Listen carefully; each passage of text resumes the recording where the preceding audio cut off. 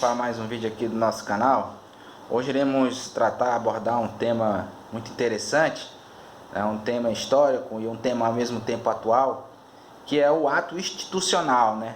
O que foi um ato institucional? O que é um ato institucional? Qual é o histórico do ato institucional e a natureza jurídica do ato institucional?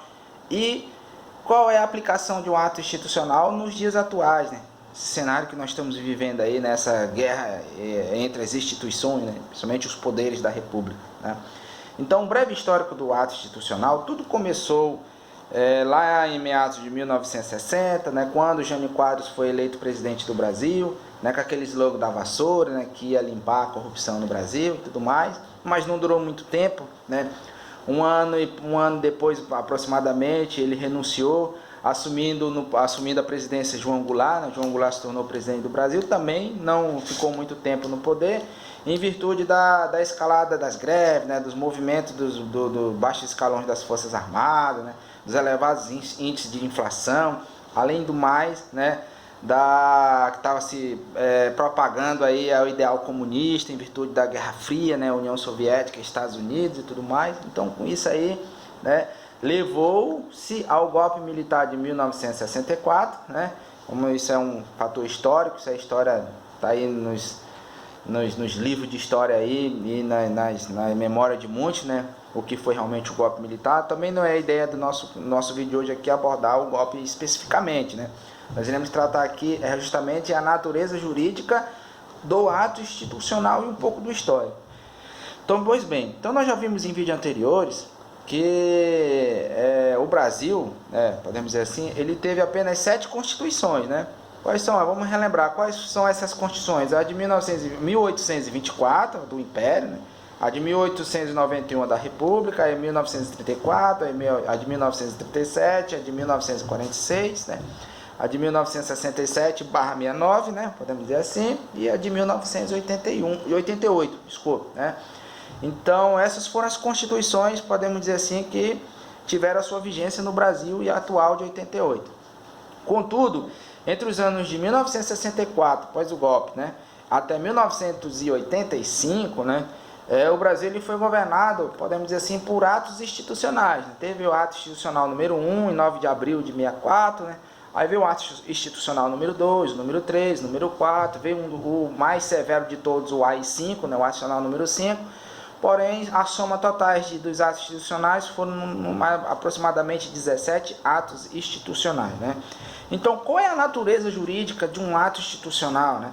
Aonde, sendo que o ato institucional, ele revogou muitos dos institutos que eram previstos na Constituição Federal de 1946, a época que estava vigente, né? Então, qual é a natureza jurídica de um ato institucional, né? Sendo que ele possuía um condão até de alterar a Constituição Federal. Então, veja bem, nós sabemos que para alterar a Constituição Federal, tanto a de 1946, né, como a atual a Constituição vigente, para poder alterar a Constituição, existe o poder constituinte derivado, né? Esse poder que ele tem o condão lá de propor emenda à Constituição, né? De se propor uma emenda à Constituição e ele alterar a Constituição através da PEC, né, que é chamado PEC, que altera o texto constitucional, através do poder constituinte derivado. E para se criar uma nova Constituição, é o poder constituinte originário, ele que está em estado de latência, né? Por exemplo, se for alterar a Constituição de 1988, uma nova Constituição, o poder constituinte sai do seu estado de latência e instaura uma Assembleia Constituinte e cria uma nova Constituição. O que aconteceu após o golpe militar de 64? Aconteceu o seguinte, que a edição do ato institucional número 1, o que foi que aconteceu com o ato institucional número 1? Por exemplo, o ato institucional número 1 deixou vigendo a Constituição de 64, de 46, porém ele deu para o Poder Executivo um poder, podemos dizer, um poder supremo. O Poder Executivo ele tinha um poder acima dos demais poderes. E além do mais, o ato institucional ele regulamentou a forma de se emendar a Constituição. Ele dava todo o seu regramento lá para se alterar a Constituição Federal vigente em 1946. Diga-se de passagem que a Constituição de 1946 tinha todo o regramento para poder alterar a Constituição, e não tinha essa previsão legal de um ato institucional.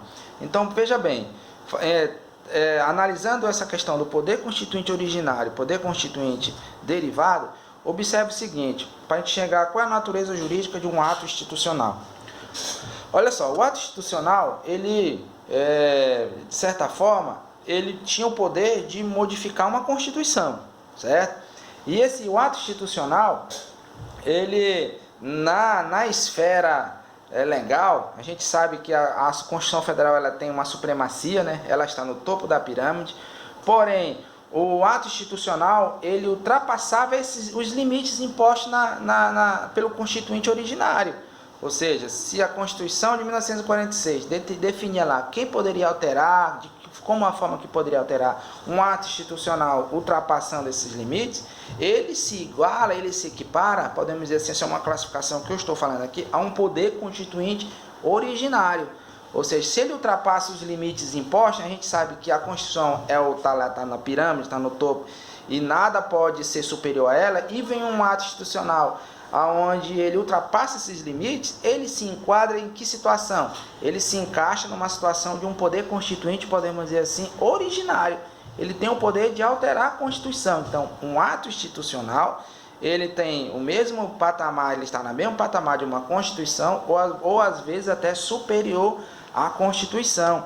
Então, por isso que de 1964 a de 1985, nós tivemos, podemos dizer assim, várias mini-constituições, apesar de que ficou vigendo a Constituição de 67, depois a emenda de 69, mas os atos constitucionais continuaram sendo editados. Então, os atos constitucionais, podemos dizer assim, ele é um poder, vamos supor assim, é um poder paralelo ao poder constituinte. Existe o poder constituinte originário para mudar a Constituição e tinha um poder, podemos dizer assim, um poder que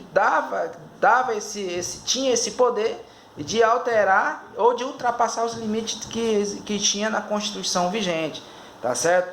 E dentre além desse poder supremo, podemos dizer assim, ao poder executivo, né, ele regulamentou as eleições, né, começou a ser as eleições indiretas, ele regulamentou o comando militar, né, a gente sabe que após o golpe tinha a junta militar, né, das Forças Armadas, né, ele regulamentou, né, onde deu uma natureza jurídica de poder constituinte, né, para o comando, né, deu a natureza de poder constituinte, podemos dizer assim, originário para o comando militar, né, ao chamado a Revolução Gloriosa, né, que eles chamavam, né, alterou a forma de eleição do presidente, né, alterou a forma de aprovação de projetos de leis vindo do poder executivo, ou seja, o meio era mais, com certeza era menos burocrático, mais fácil, né, a forma de alterar a Constituição e tudo mais. Então, os atos institucionais, ele estabeleceu a prerrogativa do presidente de propor emenda constitucional e aí vai, tá certo? Então, no cenário atual, um ato institucional não tem previsão legal também na nossa Constituição vigente, né? Não tem essa previsão legal. Se for, como o pessoal está dizendo, a edição do AI-5 tal, tudo mais, para que isso, entre aspas, seja possível, é preciso ter uma revolução, né? Como foi lá a Revolução Gloriosa, como está lá no artigo 1º do ato institucional número 1, né? Ou seja, tem que se criar um poder paralelo ao poder constituinte originário, para poder alterar a Constituição atual ou para criar podemos dizer assim, um ato institucional que tinha o nome de decreto, né, superior à Constituição vigente, tá certo? Até porque na Constituição, no seu artigo 60 atual, ele define lá como é que se pode modificar a Constituição, né? E tem os demais artigos que dá também ao presidente, através da medida provisória e a lei delegada, né? São mecanismos que o presidente pode editar diplomas legais, né? Que vai, muitas das vezes, criar um direito, instituir um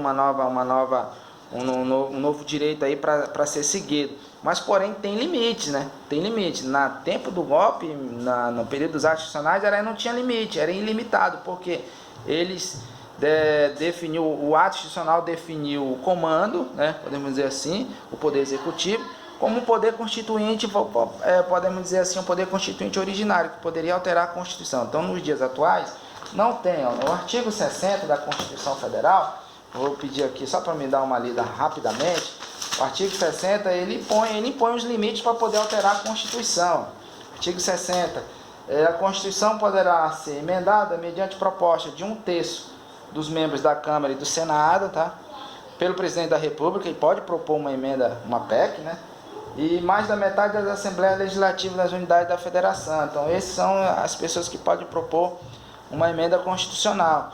E aí a emenda constitucional, ela é apreciada em 2 turnos nas 2 casas, né? Tem que ter um quórum de aprovação de 3/5 dos votos dos seus respectivos membros. Isso é para alterar a Constituição, tá? Então, não existe previsão legal de edição de ato institucional nos dias atuais, tá? E no caso do presidente, ele pode, no artigo 62, em caso de relevância e urgência, o presidente da República poderá adotar medidas provisórias, né? Com força de lei, devendo submeter imediato ao Congresso Nacional. O presidente da República pode editar uma medida provisória, como a gente sabe, né? Mas, porém, ela tem limites, né? Da mesma forma como a proposta de emenda constitucional lá no artigo 60 tem limites. Não pode ser objeto de emenda à Constituição, olha, a forma federativa do Estado, lá no artigo 60, o voto direto, secreto, universal, separação de poderes, ó, não tem como propor uma emenda para separar poder, entendeu? Por isso que eu sempre falo nos meus vídeos que é impossível essa questão de intervenção militar para fechar poder, não tem como fazer isso, a Constituição veda, né?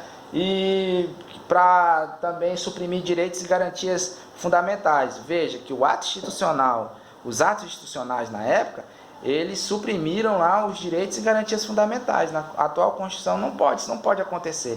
Então, para a edição de um ato institucional, vai ser de encontro à Constituição federal vigente, né? Ela vai suprimir direitos, vai acabar com o voto vai ser, as eleições serão indiretas, a escolha do nosso representante, vai dar um poder supremo ao chefe do executivo em relação aos demais poderes, tá certo? Então, isso aí, se a gente for fazer uma análise, para a democracia isso não é bom. Não é bom. Eu fiz um vídeo passado aí sobre como é que um poder pode interferir no outro, né? A gente está vendo essa guerra institucional entre Supremo, Executivo e tudo mais, as pessoas pedindo a edição de AI-5 e tudo mais para fechar, mas se a gente for analisar, pessoal, isso não é bom, né? Não é bom para a democracia, entendeu? Cada poder tem que realmente fazer o seu papel e a Constituição tem os meios para poder barrar um poder, né? Mas ato institucional, nos dias atuais, eu tenho certeza, não tem como prosperar, tá certo? Então, resumindo, qual é a natureza jurídica de um ato institucional? A natureza jurídica de um ato institucional, podemos dizer assim, ele é enquadrado, tem a mesma força normativa da Constituição vigente ou superior a ela. E também dá poder a determinado grupo, podemos dizer assim, um ato institucional deu um poder a um determinado grupo, no caso a Revolução Gloriosa de 1964, a um status de poder constituinte originário, aquele que poderá modificar a Constituição a hora que ele achar que deve modificar. Eu sempre brinco assim, eu sempre uso essa brincadeira. Por exemplo, os generais estavam na época no poder, né? Às vezes ele acordava de mau humor, ele chegava, levantava no dia seguinte de mau humor lá e falava assim, eu vou editar um ato institucional. Baixava um decreto lá, censurando determinada coisa ou tirando determinado direito, entendeu? Então, é muito perigoso, né, a edição de atos institucionais. Até porque, constitucionalmente, podemos dizer assim, à luz da Constituição vigente, não tem esta previsão legal. Então, assim, cada um se manifesta, né? A gente vem lá o seu direito de expressão, né? A gente vê aí as manifestações aí para governo, contra governo. Aqui a minha ideia do canal não é fazer uma análise política da situação, mas quando a gente vê uma bandeira aí para decretar ato institucional, acho que a pessoa deve realmente primeiro conhecer, né, o que foi um ato institucional, qual é a natureza jurídica de um ato institucional, porque veja bem, vamos supor na atual situação, um ato institucional ele vai dar poder supremo para alguém, né? Vai dar um poder supremo para alguém, seja para o presidente da República, né, que possa ser o revolucionário, seja para um grupo, seja para os militares, seja para um grupo, né, de uma organização civil e tudo mais. Vai dar um poder supremo para alguém que esse grupo ou essa pessoa vai modificar, vai instituir direitos, vai extinguir direitos a hora que achar melhor, tá certo? Então, o melhor realmente resolver esses problemas institucionais que o Brasil está vivenciando atualmente é realmente aplicar a Constituição, né? A Constituição ser aplicada. Eu sempre falei no vídeo passado aí, não estão de acordo com decisões de algum ministro, de algum ator do poder, usa-se os mecanismos para barrar, para tirar, para impeachment, enfim, né? Tem todos os mecanismos legais, né? Mas a edição de ato institucional à luz da Constituição vigente não tem previsão legal, tá certo? E não tem um condão jurídico para que isso realmente aconteça, tá certo? Até porque o poder constituinte originário, ele é apenas à luz da Constituição Federal atual, tá certo? Ele está em estágio de latência. O poder emana do povo, né? Se o povo não estiver mais satisfeito com essa Constituição, cabe ao povo fazer o poder constituinte originário ou o poder constituinte originário sair do seu estado de latência e elaborar uma nova Constituição para podemos dizer assim, abarcar todos os anseios da sociedade, certo? Então dê um like nesse canal, dê um like nesse vídeo, tá certo? Se inscreva-se no canal, e muito bacana, muito legal, e fique atento para os próximos vídeos aí.